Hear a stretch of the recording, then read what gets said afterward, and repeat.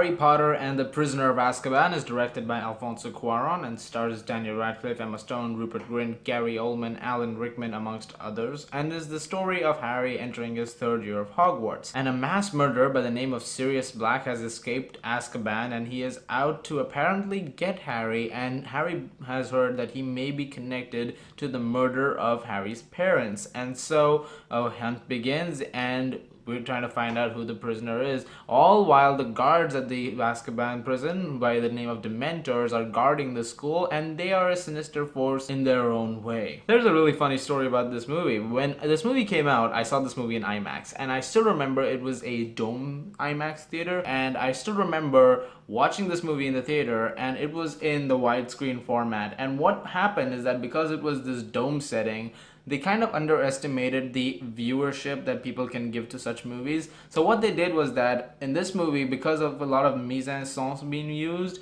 there's a lot of times where the image was in a way that you would have to keep turning your head like this in order to make sure what's going on. For example, there would be a scene where Harry is talking to Professor Lupin, who is great in this movie, by the way, and Harry is on one side of the screen and Lupin is on another side of the screen. So every time Lupin would show something in the corner, we would have to go turn our heads like this in order to see it, and every time Harry would have a reaction, we had to turn like this to see it. And it was a pretty unpleasant experience, and we still remember it. And Dad did not really enjoy that movie. Mom did not enjoy that movie. No one really enjoyed that movie in the theater. However, it's been a while since we saw this movie, and when you see it on Blu-ray now, after all these years, this movie's incredible. It's a great movie. I love this film. It's a good film and it's a fun movie. It's a more calm before the storm movie. What I mean to say by that is that the next movie which we're going to talk about, the review for which you're going to see probably this Sunday, is a movie that is much darker. It's a movie that's much more mature. But this is a movie which is a lot more fun. There's a lot more adventure sense to this movie, and you're having a great time with these characters. You have things like hippogriffs, where you have Buckbeak being ridden by Harry in this beautiful jaw-dropping sequence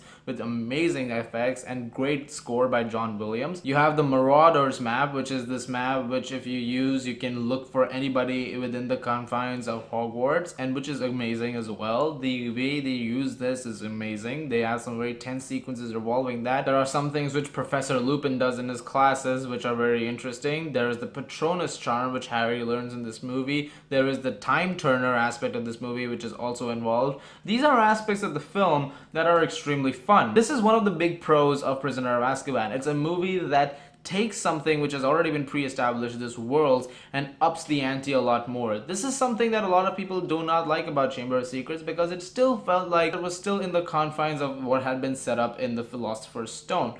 This is a movie that takes both those movies and updates them, and you have all these new things going on in them which make it even more exciting. Also in this movie, the aspect which is amazing, which is the cinematography, it rules. This is a beautiful looking movie. It's a very well shot film, and the lighting is great. The cinematography is perfect. There are some brilliantly shot scenes. And I also mentioned mise-en-scène. So mise-en-scène is that when you have aspects in the screen, little aspects, little details, which the director wants to bring to the forefront. And there are definitely things like that. This movie relies on a lot of things on screen, and the visual storytelling which goes on in this movie is great. The way they tell certain stories through Harry's inflictions, when he's casting the Patronus charm, when he's casting it in all the scenes. Actually, there are scenes where he's seeing the Dementors coming in.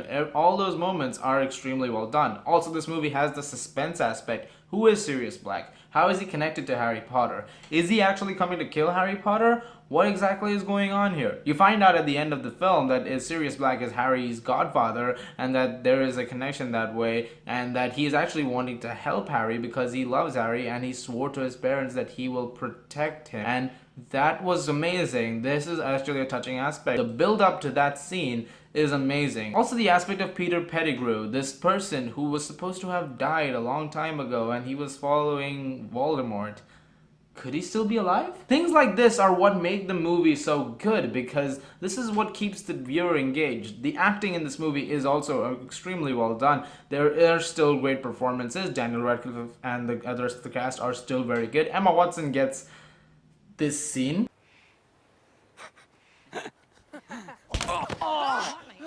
Malfoy, you okay? Let's go. Come, quick. Let's go. That felt good.